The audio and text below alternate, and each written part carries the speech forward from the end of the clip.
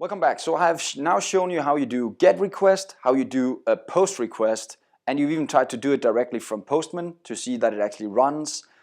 We now need the PUT and the delete request to kind of have the full CRUD set up, but I'm not going to do that right now. I'm not going to show you those two requests.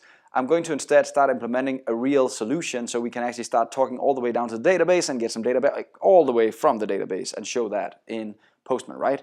So what we're going to do now is we're going to create a new controller, and that's going to be the customers controller that I'm going to build now. So I'm just going to move away from the values controller, and soon I'll just delete it completely, and then we'll start making a real controller instead. So step one, let's figure out how to create a new controller.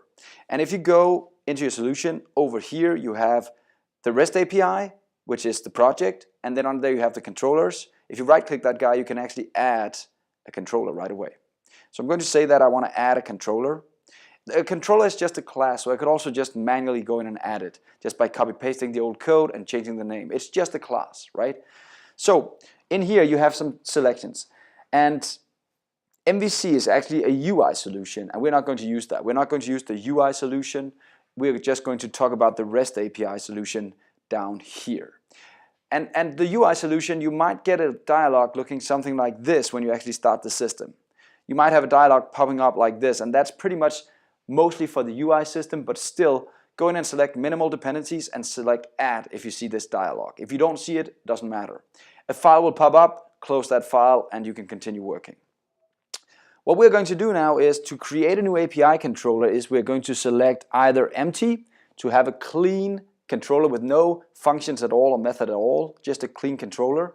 We can select this guy to get a controller like the one we started out with values that has a POST, PUT, delete, and a GET request ready for us in code already. Or we can select this guy where we actually point directly and work with the entity framework, and automatically it'll generate everything for us. This one is not that's not the one I'm going to use, because I'm really not into having everything generated for us. I just want to create a pure read and write actions, all the different ways that you can talk to your REST API. So the full CRUD setup as methods, right? So that's why I'm picking API controller with read and write actions, because then I get a full setup like we have with values, and we just need to implement all the methods. So I'll say add this guy, it asks for a name, and in our case we're going to call it the customers controller with a capitalized C right here. There we go. And I'll say add, and now you just created your first controller. Notice the word here, scaffolding. It's going to start building everything, and scaffolding pretty much just means that I have a template and I'll use that template to create what you asked me to create. Okay, let's see our new controller. Now we have a customers controller, and it looks just like the values controller did in the beginning, right? No difference. So we're going to now change that into an actual real controller, and then in the end we're going to test it all with a Postman. So let's have a look here. One thing that I noticed right away is here, instead of saying like the old one said controller here, it actually puts in customers directly. You can do that as well. You can also go back to the old version we had and do like this. So it says controller, and now it actually grabbed the name here from the controller. So let's just try and see the controller actually running so that I can prove to you that I'm not wrong with this thing. So I'll start the application. So when the application is running, you'll see I still have access for values because I didn't remove that controller. That's still there. But now I should also have access for customers.